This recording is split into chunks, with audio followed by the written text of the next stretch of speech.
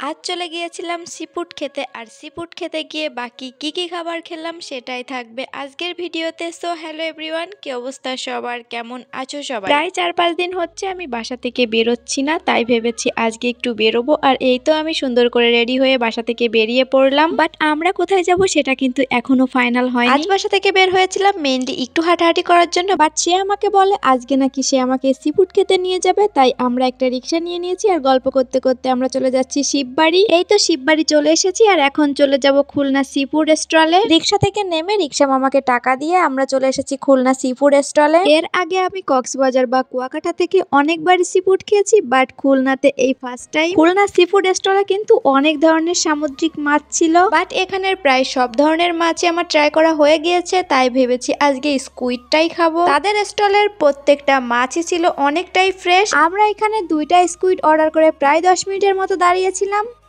কোনটা পছন্দ হয়েছে?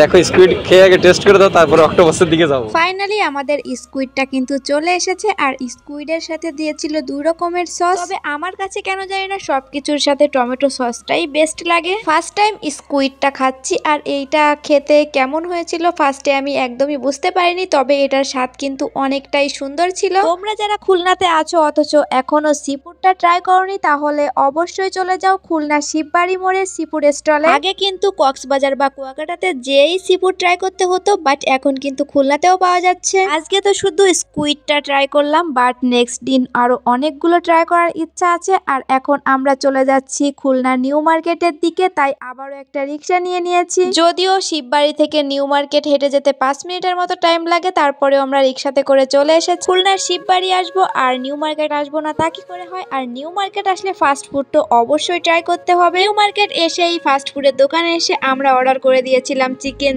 Cheese pasta. আর পাস্তা কিন্তু বরাবরই আমার খুবই প্রিয়। আর এই তো আমাদের পাস্তাটাকে সুন্দর মতো করে বানিয়ে দিয়েছে, আর বানানোর প্রসেসটা কিন্তু অনেকটাই সুন্দর ছিল, তাই ভিডিওটা করে রেখেছি। আর এই তো পাস্তাটাকে খেতে কিন্তু অসাধারণ হয়েছিল। পাস্তা খাওয়ার সময় চলে যায় কারেন্ট, আর যে কারণে ওইখান দিয়ে আমি আইসক্রিম নিতে পারিনি। তারপরেও প্রায় 10 মিনিটের মতো দাঁড়িয়েছিলাম, বাট কারেন্ট না আসার কারণে একটা কেক নিয়েই বাসায় চলে এসেছি।